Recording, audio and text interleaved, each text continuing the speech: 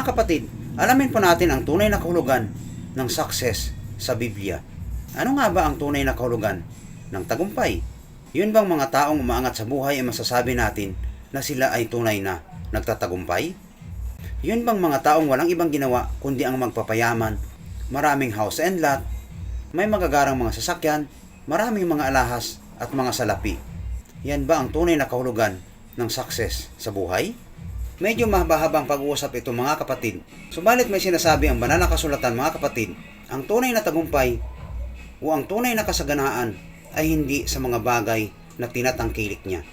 Babasahin po natin sa may Lucas 12 ang talata ay 15. At sinabi niya sa kanila, mangagmasid kayo at mag-iingat sa lahat ng uri ng kasakiman, sapagkat ang buhay ng tao ay hindi sa kasaganaan ng mga bagay na tinatangkilik niya.